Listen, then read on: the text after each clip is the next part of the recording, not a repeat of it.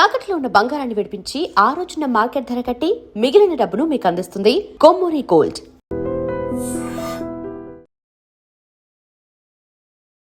Hi, నమస్తే, welcome to iDream media. నేను మీ రొద్దం శ్రీనివాస్. పాకిస్తాన్ కేంద్రంగా దాదాపు సుదీర్ఘంగా అంటే 21 గంటల పాటు సాగిన ఇరాన్ అమెరికా శాంతి చర్చలు ఆల్మోస్ట్ సఫలమవుతాయనే ఫీలింగ్ వచ్చింది, కానీ అన్ఎక్స్పెక్టెడ్గానో ట్విస్ట్గానో ఆ చర్చలు విఫలమయ్యాయి. ఆ రెండు దేశాల మధ్య ఉద్రిక్తతలు అలాగే ఉండిపోయాయి. ఇది ప్రపంచాన్ని చాలా కలవరపెట్టిన అంశం. ప్రపంచమంతా ఎదురు చూస్తోంది ఆ రెండు దేశాల మధ్య శాంతిని లేదా ఒక ఒప్పంద ప్రాతిపదిక జరిగితే బాగుంటుందని. దీనికి సంబంధించి మనతో మాట్లాడడానికి జియో పొలిటికల్ అనలిస్టు పేకేట్ ప్రసాద్ గారు ఉన్నారు. నమస్తే ప్రసాద్ గారు. నమస్కారం అండి. సార్, ఈ పాకిస్తాన్ కేంద్రంగా అమెరికా ఇరాన్ దాదాపు 21 గంటల సుదీర్ఘ చర్చలు విఫలం అవడానికి ప్రధాన అడ్డంకులు ఏమి? అసలు ఎందుకు, ఏ కారణాలతో ఆ చర్చలు విఫలమైనాయి? అంటే ఇక్కడ చూసుకోవాల్సిన అంశాలండి, ఈ యుద్ధంలో నలుగురిది ముఖ్య పాత్ర. ఉట్టి యుఎస్ ఇరాన్ ఒకటే కాదు కదా, ఇజ్రాయెల్ ఉంది. అవును, ఇజ్రాయెలే కాకుండా మనకి మిడిల్ ఈస్ట్ కంట్రీస్ కూడా ఉన్నాయి, యుఏఈ, సౌదీ, ఇటువంటివి ఉన్నాయి. సో వీళ్ళందరినీ ఎవరు పట్టించుకోవట్లేదు కదా. సో వీళ్ళ ఇన్వాల్వ్మెంటే లేనప్పుడు సో వీళ్ళిద్దరి మధ్య చర్చలు జరుగుతుంది. ఫస్ట్ వచ్చేసరికి ఏమవుతోంది, వాళ్ళకి ఇజ్రాయెల్ వీళ్ళ టెర్రరిస్ట్ కంట్రీ, వీళ్ళని లేపేయాలని వాళ్ళ డిఫెన్స్ మినిస్టర్ చెప్పారు, కామెంట్ ఇచ్చారు. నెక్స్ట్ వచ్చేసరికి ఏమైంది, వీళ్ళ సౌదీలని వీళ్ళ దగ్గర నుంచి ఫండింగ్ వస్తుంది, వాళ్ళు పాకిస్తాన్ వాళ్ళు ఏదో చేస్తున్నారు. మిగతా యుఏఈ వాళ్ళని ఎవరు పట్టించుకోవట్లేదు. వీళ్ళకి యుఎస్ వాళ్ళకి ఏంటంటే బిజినెస్ ఆపర్చునిటీ, వీళ్ళకి ఇరాన్ వాళ్ళకి ఏంటంటే ఇది సర్వైవల్ వీళ్ళకి. కానీ నెరేటివ్లో వచ్చేసరికి ఇరాన్ వాళ్ళు ఆ ప్లెయిన్లో ఆ చిన్నపిల్లల బ్యాగులు అవన్నీ తీసుకురావు. వీళ్ళు మీరు మా మాట వినకపోతే మేము లేపేస్తాం మిమ్మల్ని. ఆ ధోరణి ఏదైతే ఉందో అదే అక్కడే తెలిసిపోతుంది కదా మనకి. ఈ టాక్స్ ఫెయిల్ అయితే కంపల్సరీ. పాకిస్తాన్ వాళ్ళకి ఏముందండి, వాళ్ళకి లివరేజ్. పాకిస్తాన్ వాడికి డిప్లొమాటికల్లీ స్ట్రాంగ్ కాదు, ఆర్థికంగా స్ట్రాంగ్ కాదు, అంతర్గతంగా వాళ్ళకి చాలా సమస్యలు ఉన్నాయి. సో అందు గురించి ఈ ఫెయిల్యూర్ ఎక్స్పెక్టెడ్. అది దీని నుంచి ఏదో పెద్ద వస్తుంది అని ఆశించడం కూడా సరైంది కాదని నేను అనుకుంటాను. యుఎస్ వాళ్ళకి ఏంటంటే ఇంకా పెద్ద చర్య చేయబోతుంటే సరే డిప్లొమాటిక్ ఏదో నామ మాత్రం మేము మమ అనిపించినామంటారు కదా. అవును, ఆ దాంట్లో ఇది ఒకటని మనం చూడొచ్చండి. ఇది ఒక వ్యూహాత్మక ఎత్తుగడగా భావించాలా? అంతే. సో వీళ్ళు ఇరాన్ వాళ్ళకి ఏంటి, ఇరాన్ వాళ్ళకి చైనా నుంచి ప్రెషర్, రండి ఇక్కడ మనకు సప్లై చైన్స్ వీటిలన్నిట్లో కూడా ప్రాబ్లం అవుతోంది. సో కొన్ని ఏదో ఒకటి మాట్లాడినట్టు ఉంటుంది. కానీ అలాగే వాళ్ళకి కావాల్సిన వెపన్స్, ఇంటెలిజెన్స్ అవన్నీ మనకి రష్యా దగ్గర నుంచి వస్తోంది. ఈ సమయం ఏదైతే ఉందో అవన్నీ బ్యాక్ ఫిల్ చేసుకోవడానికి మళ్ళీ చైనా వాళ్ళ దగ్గర నుంచి రా మెటీరియల్, ఫుడ్, మెడిసిన్స్ ఇవైతే తెప్పించుకోవడానికి ఇవన్నీ ఒక అవకాశంగా మొత్తం మళ్ళీ స్టాక్ని పెంచుకోవడానికి యుద్ధం ఇంకా కొనసాగుతూనే ఉంటుంది. ఇంకో పక్కన స్టార్టింగ్ నుంచే కూడా వీళ్ళు ఈ సీజ్ ఫైర్ లో అమెరికా, ఇజ్రాయెల్ వాళ్ళు ఏమంటూ వచ్చారు, మేము దీంట్లో లెబనాన్ని మేము ఇంక్లూడ్ చేయలేదు, వీళ్ళు చేసామంటున్నారు. అక్కడి నుంచే స్టార్ట్ కదా. అవును. సో అలాని కాల్పులు ఇవన్నీ ఎక్కడ విరమణ అవ్వలేదు ఇజ్రాయెల్ దగ్గర, అవన్నీ నడుస్తూనే ఉన్నాయి. సో అంచేత నేను ఇది అనుకోవడం, ఇది ఫెయిల్యూర్ ముందు నుంచే రాసి పెట్టుంది దీంట్లో.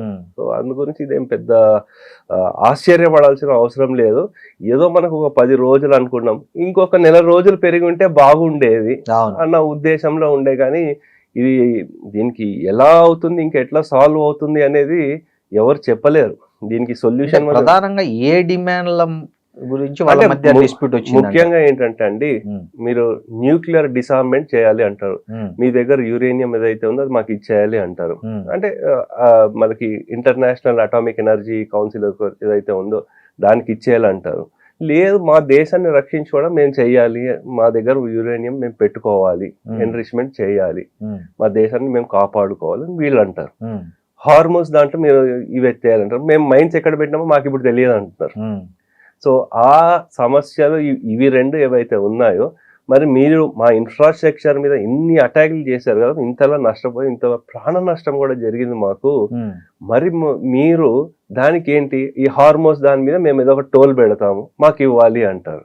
సో వాళ్ళు అది కుదరదు అంటారు. సో ఆ సమస్యల వల్ల ఈ టాక్స్ ఫెయిల్ అయినాయి. ఇది వెరీ వెరీ క్లియర్. ఏదో ఆప్టిక్స్ కి దీనికి చేసినదే కానీ మిగతా ఇంకేమీ లేదు. పాకిస్తాన్ వాళ్ళకు కూడా వాళ్ళు ఏదో ఒక ఆయన అనలిస్ట్ ఒక ఆయన కమెంట్ చేశాడు, ఒక పిక్ పాకెటర్ కి మన జేబులో పర్సు పాకిస్తాన్ వాళ్ళ చేతిలో పెట్టి అరే పట్టుకొని షూస్ లేసి కట్టుకుంటా అంటే ఎలా ఉంటుందో పాకిస్తాన్ వాడికి కూడా బాధ్యత అప్పగిస్తే అలాగే ఉంటుంది అని చెప్పడం జరిగింది. సో డైరెక్ట్ గా ఇది ఏంటంటే పాకిస్తాన్ కి ఏమీ అంత లేదు, they are playing just role of a postman. ఇక్కడిది అక్కడ తీసుకెళ్ళడం, అక్కడ ఇక్కడ తీసుకెళ్ళడం, కానీ దానికి మించి చేసింది ఏం లేదు. పాకిస్తాన్ వాళ్ళకి 25 కోట్ల ప్రజలకు కూడా అన్యాయం చేస్తున్నారు. పాకిస్తాన్ లో ఈ యుద్ధానికి వ్యతిరేకత చాలా ఎక్కువ ఉంది. వాళ్ళ సైన్యంలో ఉండే షియాలు ఎవరైతే ఉన్నారో వాళ్ళు వ్యతిరేకంగా ఉన్నారు, ప్లస్ ప్రజానికం వ్యతిరేకంగా ఉంది, యుఎస్ వ్యతిరేకంగా ఉంది. జస్ట్ ఈ ఆసిమ్ మునీర్, షాబాజ్ షరీఫ్ వాళ్ళ ఫ్యామిలీలు వాళ్ళు బాగుండడం కోసమే ఈ చర్యలు చేస్తున్నారు, కానీ దానికి మించి మిగతా ఏమి ఆశించక్కర్లేదు. సరే, ఈ చర్చలు మొత్తం చూసుకుంటే అమెరికా మితిమీరిన డిమాండ్లు, ఇరాన్ మొండి వైఖరి, ఈ రెండిటి వెనక ఉన్న అసలు వ్యూహం ఏంటని అనుకోవాల్సి ఉంటది. అంటే ఇరాన్ మొండి వైఖరి ఎందుకంటే వాళ్ళు బలంగా కనిపించాలి. వాళ్ళు కొంచెమైనా వీక్ అయ్యామని కనిపిస్తే వాళ్ళకి ఏమవుతుందంటే అక్కడ జనాలు తిరగబడతారు. ఆల్రెడీ తిరగబడుతున్నారు, కానీ వీళ్ళు చాలా స్ట్రాంగ్ గా ఉన్నారు, ఫైట్ చేస్తున్నారు, ఏమీ లేకపోయినా సరే ఫైట్ చేస్తున్నారు అన్న ఆ మోటివేషన్ తో ఉన్నారు. దాంతోపాటు ఇరాన్ వాళ్ళు ఏం చేస్తున్నారు, ప్రపంచం అన్ని దేశాల్లో కూడా షియా సముదాయానికి సంబంధించిన వాళ్ళు ఎవరైతే ఉన్నారో వాళ్ళందరినీ ఏకతాటి మీద తీసుకొచ్చే ప్రయత్నాలు చేస్తున్నారు. అంటే నీ దగ్గర వెపన్స్ లేకపోవచ్చు, కానీ నెరేటివ్ వార్ఫేర్, ఎమోషనల్ ఏవైతే ఉందో దాంట్లో ఇరాన్ వాళ్ళు ఆ మొండి వైఖరి ఉండి తీరాల్సిందే వాళ్ళు, లేదంటే అది ఎప్పుడైనా కూలిపోతుంది ఆ గవర్నమెంట్. యుఎస్ వాళ్ళకి ఏంటంటే మిడ్ టర్మ్ ఎలక్షన్స్ వస్తుంది, మేము ఇంతలా సాధించాము, వీళ్ళని ఇన్ని ఏళ్ల నుంచి వీళ్ళు మాట వినకపోతే వీళ్ళని లొంగ తీసాము అని చెప్పే నెరేటివ్ లో అమెరికా ధోరణి ఉంది. అది ఇద్దరు కొంచెం తగ్గితే గానీ మనం ముందుకెళ్ళలేము. ఇప్పుడు ఇరాన్ మొదటి నుంచి తన అణు హక్కులను వదులుకోవడానికి సిద్ధంగా లేదని స్పష్టంగా చెబుతూనే వస్తుంది, కానీ అమెరికా ఏమో దాని మీదే ఫోకస్ చేస్తుంది. హర్మూజ్ జలసంధి ఇంకోటి, హర్మూజ్ జలసంధి మీద మేము టోల్ పెట్టుకుంటాము, మాకు మా ఇరాన్ కరెన్సీలో టోల్ వసూలు చేసుకుంటాము అని ఇరాన్ చెప్తుంది, కానీ అమెరికా ఏమో దానికి ఒప్పుకోవట్లేదు. సో ఇది ఎక్కడ ఎండ్ అయ్యే అవకాశాలు ఉన్నాయంటారు? ఇది ఇప్పట్లో ఎండ్ అవ్వదండి అది. సో వీళ్ళు ఏమంటారు, ఇరాన్ కరెన్సీ కాదు యువాన్లో అన్నా ఇవ్వండి, లేకపోతే క్రిప్టో కరెన్సీలో ఇవ్వండి అంటారు. వాళ్ళు లేదు దీనికి ఒప్పుకోము అంటారు. ఏదో చిన్న చిన్న స్టెప్స్ వేసుకోవచ్చు, కానీ పెద్ద పెద్ద టార్గెట్లు పెట్టుకుంటే అది అవ్వదు. అది చిన్న కొన్ని రోజులు మీకు 2 నెలలు 3 నెలలు మీ మీద పెట్టిన శాంక్షన్లు తీసేస్తాము, ఒక పాజిటివ్ స్టెప్ ఉంటే ముందుకు వెళ్తుంది. నువ్వు మొత్తం న్యూక్లియర్ డిసార్మెంట్ చేయాలి ఇవన్నీ చేయాలంటే అది అవ్వదు. ఆల్రెడీ వాళ్ళ న్యూక్లియర్ ఇన్ఫ్రాస్ట్రక్చర్ మీద అటాక్ చేసామని చెప్తున్నారు కదా, మరి అది చేసిన వాడు మరి ఇప్పుడు ఎందుకు ఇంత స్ట్రిక్ట్ గా ఇలా ఎందుకు చేయాలి? సో వాళ్ళకి ఏంటంటే ఈ యుద్ధాన్ని ఆపడం వాళ్ళకి ఇష్టం లేదు. ఎవరికి? యుఎస్ వాళ్ళకి, ఇరాన్ వాళ్ళకి. కానీ యుఎస్ వాళ్ళకి ఏంటంటే ఒక హానరీ ఎగ్జిట్ కావాలి, ఆ ఎగ్జిట్ దొరకట్లేదు. ఈ యుద్ధంలో ఎక్కువ నష్టపోయింది ఏంటంటే నమ్మకం, కరెక్ట్, ట్రస్ట్ అనేది పోయింది. అవును. సో యుఎస్ అంటే అసలు నమ్మకం లేకుండా పోయింది, మిత్రులకి అసలు లేకుండా పోయింది. అవును. నాటో వాళ్ళకి అసలు నమ్మట్లేదు యుఎస్ ని. సరే మరి వీళ్ళకి పాకిస్తాన్ అంటే ఎప్పటి నుంచో నమ్మకం లేదు. ఒక పక్క పాకిస్తాన్ వాడు సరే మీకు పీస్ టాక్స్ అవి ఇవి అని చెప్తున్నాడు, ఇంకో పక్క ఏం చేస్తున్నాడు, 13,000 మంది సైనికుల్ని వాళ్ళు సౌదీకి పంపిస్తున్నాడు, ఇవన్నీ చేస్తున్నాడు. మళ్ళీ వీళ్ళ ఎయిర్ డిఫెన్స్ అవన్నీ పంపిస్తున్నాడు సౌదీకి. అంటే అది ముందే చేసి ఉండొచ్చు కదా, మరి ఇప్పుడు ఎందుకు చేస్తున్నాడు అంటే దీని ఒక రీజన్ గా చూపించి అక్కడ జనాలకి మళ్ళీ వ్యతిరేకత రాకుండా ఏదో చేస్తున్నాం అని చూపించే ఇది. ఎక్కువగా మనకి విన్నర్ లేకపోతే మంచి లాభం ఎవరు పొందారంటే మిలిటరీ డిఫెన్స్ కాంప్లెక్స్ అని యుఎస్ లో ఉండే వాళ్ళు, నెక్స్ట్ రష్యా వాళ్ళు అసలు యుక్రెయిన్ మీద అటాక్ చేయడానికి ముఖ్యమైన కారణం ఏంటండి, మనకి నాటోలో ఈ యుక్రెయిన్ కలుపుతామన్నాం, అదే కదా ముఖ్యమైన ఉద్దేశం. ఈ నాటోలో వీళ్ళు కొట్టుకు చేస్తున్నారు ఇప్పుడు. ఇంక నాటిలోనే లేనప్పుడు వాడికి ఇంకా సమస్య ఉండదు కదా. సో అది కాకుండా వాళ్ళు గ్యాస్ మీద శాంక్షన్లు అవన్నీ తీసేశారు. రష్యా వాళ్ళకి లాభమే. కానీ మిగతా యావత్ ప్రపంచంలో ఈ పెట్రోల్ గ్యాస్ రేట్లు విపరీతంగా పెరుగుతున్నాయి. సో దీంతో మనకి ఎకనామీ రిసెషన్ లో పడే అవకాశం ఉంటుందండి. కాదు సార్, ఇప్పుడు వీళ్ళిద్దరు కొట్టుకుంటున్నారు, బాగానే ఉంది సార్. వాళ్ళు బాగానే ఉన్నారో లేదో పక్కన పెడితే వాళ్ళ వల్ల మొత్తం ప్రపంచం అంతా అతలాకుతలమయ్యే పరిస్థితి వచ్చింది. ఎందుకంటే గ్యాస్ కానీ పెట్రోల్ కానీ రకరకాల ఇంపోర్ట్స్ చాలా ఆగిపోయాయి. రేపు పొద్దున ఎరువులు కూడా ఆగిపోయి వ్యవసాయం కూడా ప్రమాదంలో పడే అవకాశం ఉందని కూడా చెప్తున్నారు నిపుణులు. సో ఈ యుద్ధం వల్ల మన దేశం, ముఖ్యంగా భారతదేశం వచ్చే రోజుల్లో ఏమేం పరిస్థితులను ఫేస్ చేయాల్సి వస్తుందంటారు? అంటే ఒకటి మనం చూసుకోవాల్సిన అంశం ఏంటంటే అండి, మనకి ఈ ఎలక్షన్ల కారణం చేతన ఇంకే కారణం చేతనైనా గ్యాస్ రేట్లు ఇవేం పెరగలేదు. మిగతా రేట్లు అంటారా, కమర్షియల్ అన్ని పెరిగినాయి. యావత్ ప్రపంచంలో అన్ని చోట్ల రేట్లు పెరిగినాయి. అందరము మెంటల్లీ ప్రిపేర్ అయిపోవాలి. రేట్లు పెరుగుతాయి, మన ఖర్చులు తగ్గించుకోవాలి, మనం సేవింగ్స్ చేసుకోవాలి. మనకేదో షోగా డిస్ప్లేలకి పెద్ద పెద్ద ఫంక్షన్లు లేకపోతే డబ్బులు ఉన్నా లేకున్నా అప్పులు చేసి మనకి ఫుల్ పార్టీలు ఇవన్నీ చేసుకోవడం, వెకేషన్లు అవన్నీ కట్ చేసుకోవాలి ఎక్స్పెన్సెస్. వీలైనంత వరకు విలాసాలు విందులు తగ్గించుకోవాలి. విందులు ఉల్లాసాలు కంపల్సరీ తగ్గించుకోవాలి. మనకు వీలైనంత వరకు చాలా మంది చూస్తుంటారు, మనం ఎవరికైనా సహాయం చేయడానికే ప్రయత్నం చేయాలి. మనం ఇలా చుట్టుపక్కల చూస్తూ ఉంటే మనం సహాయం చేయాలంటే ఏదో ఈ ఏజెన్సీ ఆ ఏజెన్సీ అవసరం లేదు, ఎన్జిఓలు అవసరం లేదు.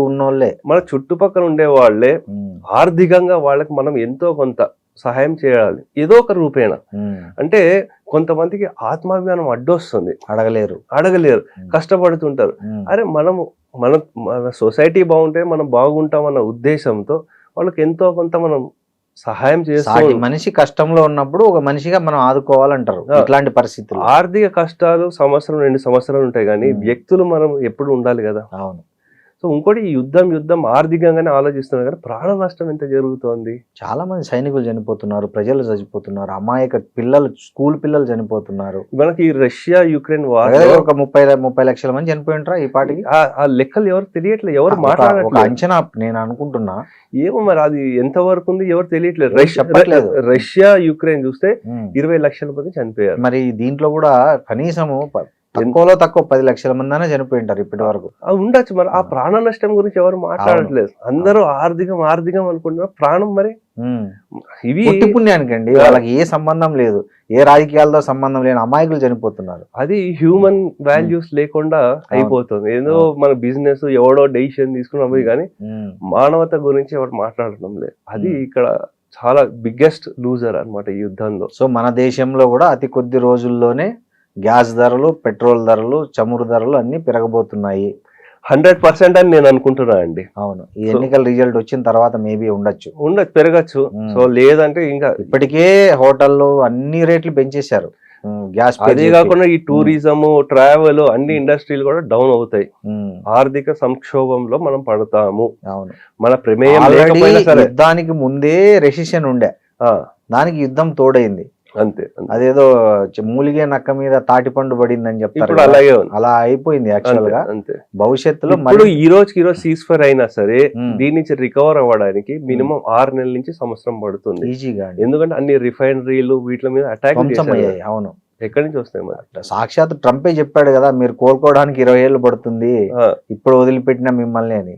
అదే. సో ఇటువంటి పరిస్థితుల్లో మనం అందరం జాగ్రత్తగా ఉండడం మంచిది. మన ఖర్చులను తగ్గించుకోవడం, వేస్ట్ ఖర్చులు తగ్గించుకోవాలి, అనవసరమైన జల్సాలకు ఈ ఆడంబరాలకు పోకపోవడం మంచిది.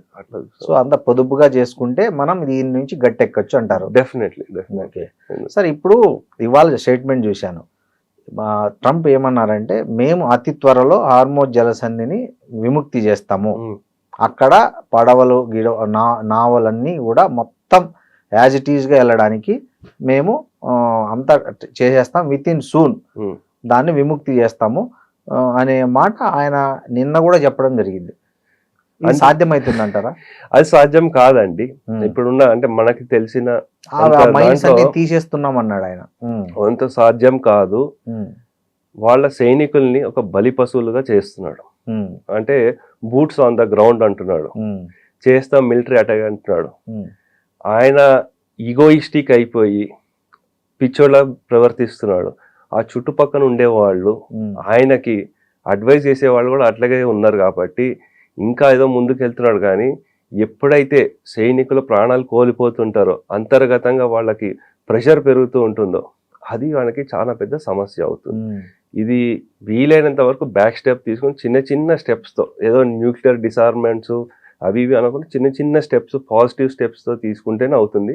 ఇంకోటి, మిగతా దేశాలు అమెరికాని నమ్ముకోవాల్సిన అవసరం లేదు. మన జయశంకర్ గారు యుఏఈకి వెళ్ళారు. ఈ సీజ్ ఫైర్ ఫెయిల్ అవుతుందని తెలుసు, యుఏఈ మీద మ్యాక్సిమం అటాకులు జరుగుతాయని తెలుసు.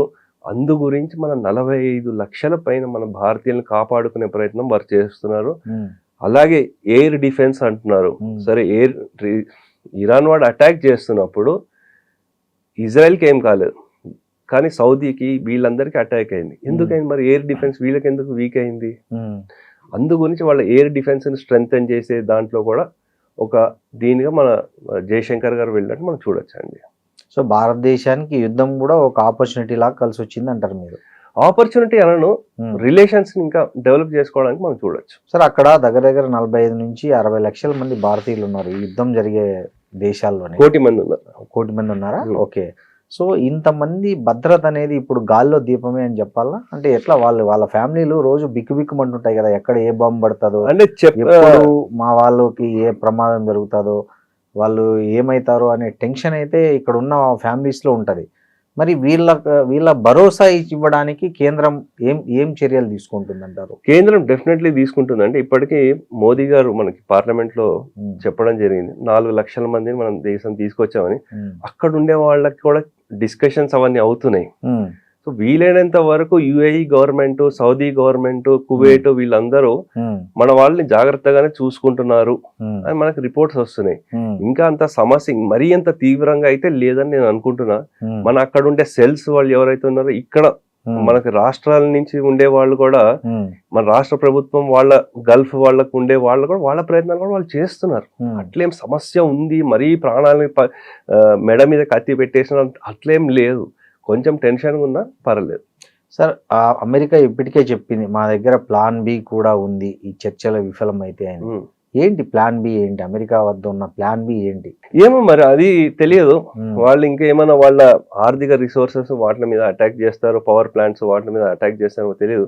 వాళ్ళే కదా వీళ్ళు అన్నారు మా దగ్గర ప్లాన్ బి ఉంది. ఇరాన్ కూడా అంటుంది మా దగ్గర ప్లాన్ బి ఉందని. సో వాళ్ళ మిసైల్స్ ఏవైతే ఉన్నాయో అవి ఇంకా ఫుల్ విపరీతంగా చేస్తారేమో, మనం ఇంకా చూడాలండి దాని మీద. ఇప్పుడు ఈ యుద్ధం తీవ్రమయ్యి, ఇప్పుడు చర్చలు విఫలమైనాయి కాబట్టి యుద్ధం తీవ్రమైతే అమెరికా ఒకవైపు, తర్వాత ఇరాన్ వైపు ఏమైనా చైనా గానీ రష్యా గానీ ప్రత్యక్షంగా మద్దతు? ప్రత్యక్షంగా నేను వెళ్ళారు అనుకుంటున్నాను. ప్రత్యక్షంగా వెళ్ళారు, పరోక్షంగా సపోర్ట్ చేస్తూ ఉంటారు. సో ఆల్రెడీ వాళ్ళు చేస్తున్నారు. రష్యా వాళ్ళు ఇంటెలిజెన్స్ కానీ వెపన్స్ ఇవన్నీ చేస్తున్నారు. సో అవి ఉన్నాయి. మధ్యలో టర్కీ వాడు ఏదో స్టేట్మెంట్లు ఇస్తున్నాడు, కానీ టర్కీ వాడు ఆర్థిక ఇబ్బందిలో ఉన్నాడు. ఇన్ఫ్లేషన్స్ అవన్నీ చాలా ఎక్కువ ఉంది. అరే నేను ఉన్నాను అన్న ఉనికి చాటుకోవడానికి టర్కీ వాడు ఎంపీకలేడు దీంట్లో. సో అది ఇలాగే కంటిన్యూ అవుతుందండి. సార్, ఇందాకే ఇరాన్ ఆర్మీ ఒక ఎక్స్లో ఒక పోస్ట్ చేసింది. అంటే కెనడా ఒక స్టేట్మెంట్ ఇచ్చింది, భవిష్యత్తులో అమెరికా నుంచి ఎలాంటి మేము ఆయుధాలు కొనుగోలు చేయము అనే ఒక కెనడా క్లియర్గా మెన్షన్ చేసింది. యుఎస్ ఏకాకిగా మారబోతుంది అనడానికి ఇది ఒక సింబల్ అన్నట్లుగా ఇరాన్ ఆర్మీ ఒక ఎక్స్ లో పోస్ట్ చేసింది. డెఫినెట్లీ అండి, ఎందుకంటే వాళ్ళ F-15, F-16 వాళ్ళ డిఫెన్స్ ఉండే వాళ్ళని కూల్ చేసిన తర్వాత వీళ్ళ ధోరణి ఏంటంటే అహంకార ధోరణి ఏదైతే ఉంది యుఎస్, దాని చేత ఏకాకి అయిపోయారు. అందు గురించి మనకి ఇంకా పెద్దగా యుఎస్ వాళ్ళు ట్రంప్ ఉండేంత వరకు ఇంకా ఏ మిత్రులు వాళ్ళతో కలవరండి. సో అది మనం ఎక్స్పెక్ట్ చేయొచ్చు. సార్, ఈ యుద్ధం ఒకవేళ తీవ్ర రూపం అయితే భారతదేశం మీద కూడా యుఎస్ ఒత్తిడి చేస్తే పరిస్థితి ఏంటి? మీరు కూడా ప్రత్యక్షంగా యుద్ధంలోకి రండి అని, ఎందుకంటే మై బెస్ట్ ఫ్రెండ్ అంటుంటాడు కదా మోడీ గారు ట్రంప్ గారిని. సో ఆ పరిస్థితుల్లో so you come together my best friend అని పిలిచినారు అనుకోండి, ఏంటి పరిస్థితి? భారత్ ఏమి అలా తల ఉంచే పరిస్థితుల్లో లేదు. ఓకే, ఆల్రెడీ 5 సంవత్సరాల నుంచి ప్రెషర్ తీసుకొచ్చింది. ఎంత బెస్ట్ ఫ్రెండ్ అయినా పేకాటే తమ్ముడే అంటారు కదా. సో అందు గురించి దీంట్లో ఏముండదు. భారత ధోరణి మన దేశ హితం గురించి ఏం చేయాలో అది చేస్తారని నేను అనుకుంటున్నాను. ఇప్పుడు నాయకత్వం మీద ఆ నమ్మకం నాకున్నది. ఇంకోటి సార్, ఒకవేళ యుద్ధం ఇలా కొనసాగితే భారతదేశంలో పెట్రోల్ డీజిల్ లీటర్ ఎంత అయ్యే అవకాశం ఉంది? మాక్సిమం మినిమం చెప్పండి మీ అంచనా. మినిమం 150 నుంచి 200 వరకు వెళ్ళే అవకాశం అంటే ఉంటుంది. ఇప్పుడున్న రేటుకు 50% యాడ్ అవుతుంది అంటారు డెఫినెట్లీ. ఏది ఒక పెట్రోల్ లీటర్ మీదనే. సో ఇంక మిగతా వాటి రేట్లు ఎంత పెరుగుతాయి? ఇప్పుడు డిపెండింగ్ అపాన్ అన్నిటి పెట్రోల్ డీజిలే కొలమానం, ఎంత ట్రాన్స్పోర్టేషన్ అన్ని దాని మీదే జరుగుతాయి కదా. సో అవి దీని పెట్రోల్ లీటర్ మీద 50 నుంచి అంటే నేను చెప్పేది ఇంకొక 6 నెలలు కంటిన్యూ అయితే, ఉమ్, ఇంకో 2-3 నెలలు అయితే పెద్దగా ఉండకపోవచ్చు, 10-20 రూపాయలు ఉంటుంది. ఉమ్. ఇంకొక 6 నెలల పైన అయితే డెఫినెట్లీ పెరుగుతుంది. సరే, ఈ ఇంకోటి ఇంట్రెస్టింగ్ పాయింట్ చాలా మందికి అర్థం కాదు. ఒకవైపు యుద్ధం జరుగుతుంది కదా, ఇంకోవైపు షేర్ మార్కెట్ పడిపోతుంది, ఇంకోవైపు బంగారం ధరలు కూడా పడిపోతున్నాయి. అసలు ఏంటి దీన్ని ఎలా అర్థం చేసుకోవాలి? అది చైనా వాళ్ళు ఆడుతున్న గేమ్ అది. ఎలా అంటే దాని గురించి ఇంకా డీటెయిల్ గా నాకు ఇంకా Okay. చూడలేదు నేను, కానీ ఇది చైనా వాళ్ళు బంగారాన్ని కొనడం ఆపేశారు. ఓకే. ఎప్పుడైతే కొనేవాళ్ళు లేకుండా ఉన్నారో వస్తుంది. భారతదేశం లాస్ట్ ఇయర్ కొనడం ఆపేసి, ఇప్పుడు చైనా వాళ్ళు కూడా కొనడం ఆపేశారు. ఓకే. రేట్లు నెమ్మదిగా పడుతుంది. సో అదే అనుకుంటున్నాను. థ్యాంక్ యూ ప్రసాద్ గారు. ఓకే సార్, నమస్తే.